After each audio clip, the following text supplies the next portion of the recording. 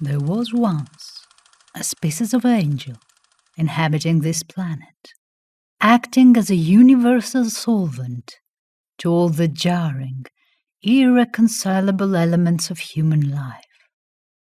It was quite numerous. Almost every family had one, and although differing in degree of Sephiroth virtue, all were, by common consent, angels. The advantages of possessing such a creature were untold. In the first place, the chances of the mere human being in the way of getting to heaven were greatly increased by these semi-heavenly belongings. They gave one a sort of lien on the next world, a practical claim most comforting to the owner. For the angels, of course, possessed virtues above mere humanity. And because the angels were so well behaved, therefore the owners were given credit.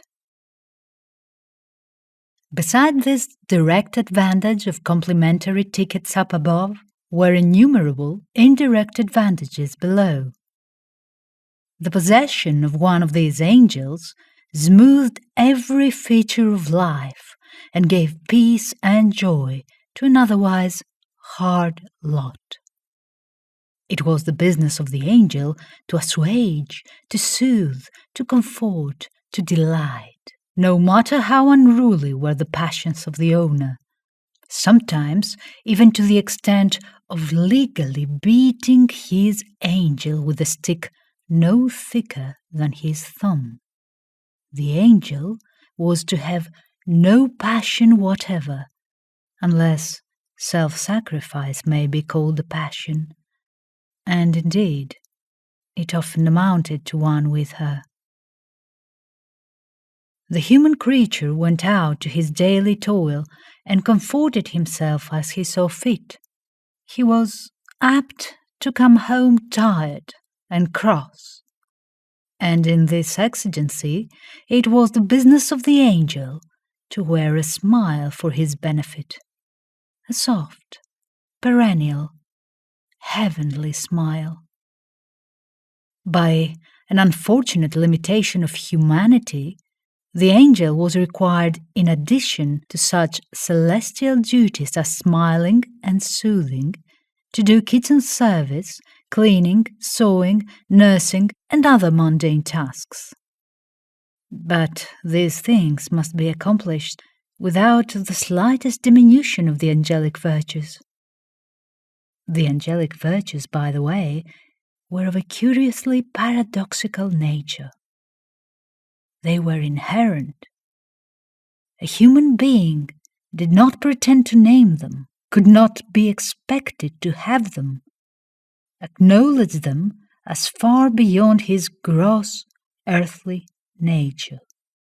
And yet, for all this, he kept constant watch over the virtues of the angel, wrote whole books of advice for angels on how they should behave, and openly held that angels would lose their virtues altogether should they once cease to obey the will and defer to the judgment of humankind. This looks strange to us today as we consider these past conditions. But then it seemed fair enough, and the angels, bless their submissive, patient hearts, never thought of questioning it.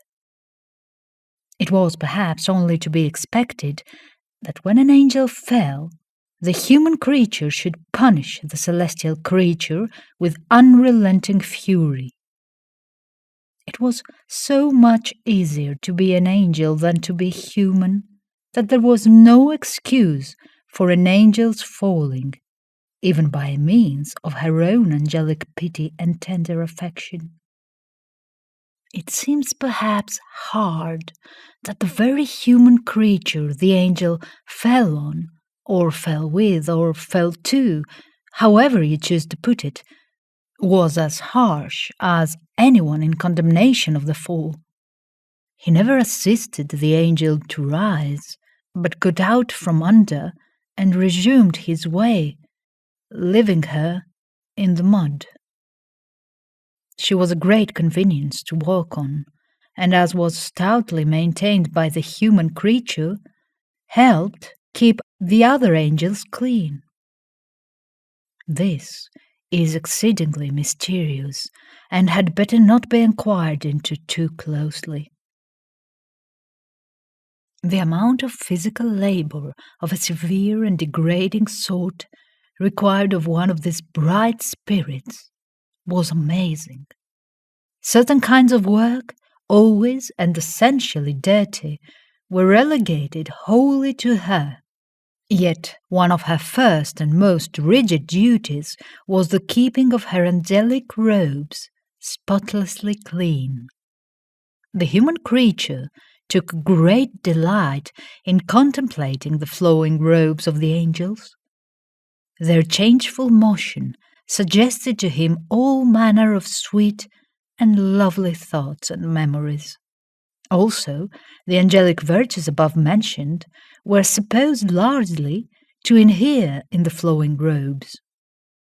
Therefore, flow they must, and the ample garments waved unchecked over the weary limbs of the wearer, the contiguous furniture, and the stairs.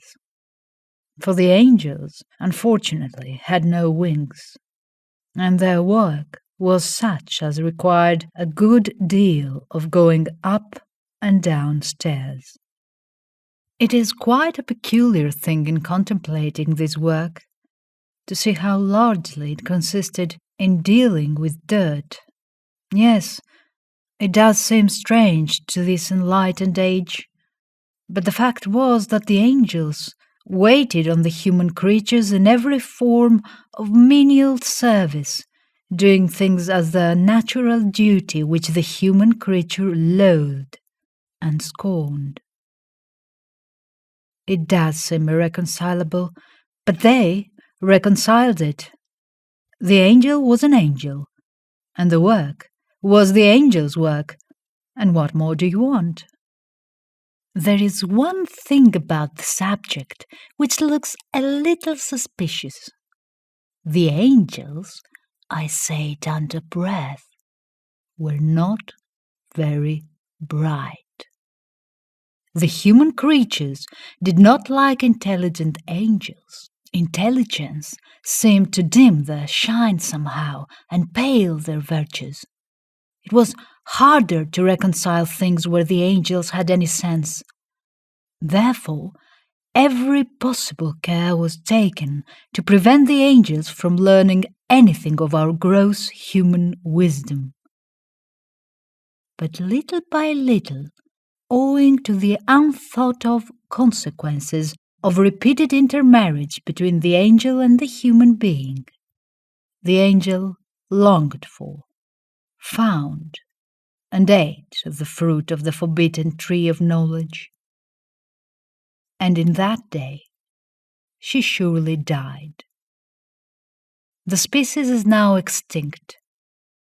It is rumored that here and there in remote regions you can still find a solitary specimen, in places where no access is to be had to the deadly fruit.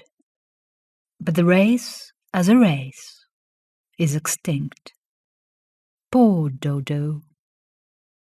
You've been listening to the story An Extinct Angel, written by Charlotte Perkins Gilman, read by Naya Nomikou.